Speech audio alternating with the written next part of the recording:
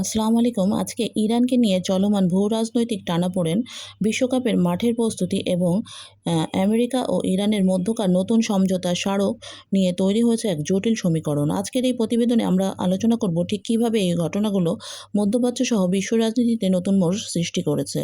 তো প্রথমেই জানাই, বিশ্বকাপে অনুমোদিত পতাকার কোনো স্থান নেই। ফিফা আনুষ্ঠানিকভাবে স্টেডিয়ামে সিংহ ও সূর্য প্রতীকযুক্ত পতাকার উপস্থিতি নিষিদ্ধ করেছে বলে বিভিন্ন গণমাধ্যমে জানানো হয়েছে।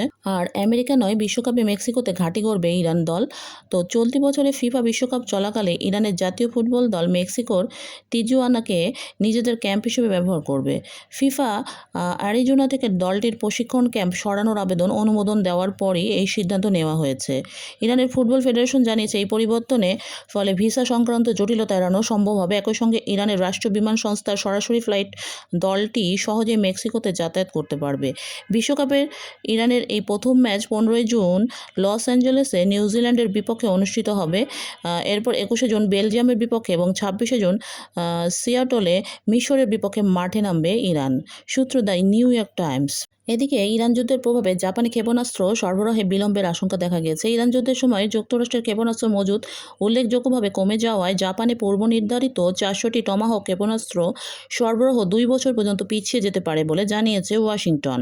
চলতি মাসের শুরুতে যুক্তরাষ্ট্রের যুদ্ধমন্ত্রী পিট হেগসে জাপানের প্রতিরক্ষা মন্ত্রীকে সম্ভাব্য এই বিলম্বের বিষয়ে অবহিত করেন। যুক্তরাষ্ট্রের প্রতিরক্ষা দপ্তর বর্তমানে নিজেদের ক্ষেপণাস্ত্র মজুদ পুনর্গঠনে অগ্রাধিকার দিচ্ছে। উল্লেখ্য, চীনের বিরুদ্ধে প্রতিরোধ সক্ষমতা শক্তিশালী করার পরিকল্পনার অংশ হিসেবে 2028 সালের মধ্যে এসব টমাহক ক্ষেপণাস্ত্র পাওয়ার আশা করেছিল জাপান। সূত্র ফাইন্যান্সিয়াল টাইমস। এদিকে যুক্তরাষ্ট্র ইরান সমঝোতা স্মারকের বিস্তারিত প্রকাশ করেছে মার্কিন গণমাধ্যম এক্সিওস। তো শর্তসমূহ হলো 2 মাস তথা 60 দিনের যুদ্ধবিরতি আরও বাড়ানোর বিষয়ে যুক্তরাষ্ট্র ও ইরানের মধ্যে সমঝোতা হয়েছে। 2 হরমুজ প্রণালী ব্যবহারকারী জাহাজের উপর ইরান কোনো ধরনের শুল্ক আরোপ করবে না। 3 ইরান প্রথমে সব সামুদ্রিক মাইন অপসারণ করবে এবং নিজেদের অবরোধ তুলে নেবে।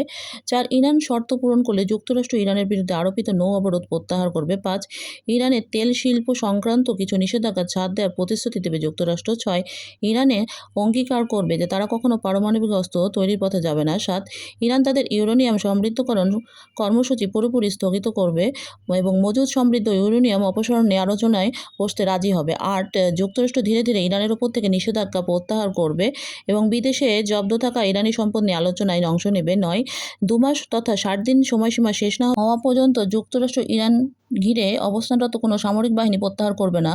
10 চূড়ান্ত চুক্তি সম্পন্ন হওয়ার পরই যুক্তরাষ্ট্র সেনা প্রত্যাহার বিষয় বিবেচনা করবে। 11 হিজবুল্লাহ ও ইরানের মধ্যকার যুদ্ধ বন্ধ করার পরিকল্পনা ও সমঝোতায় অন্তর্ভুক্ত আছে।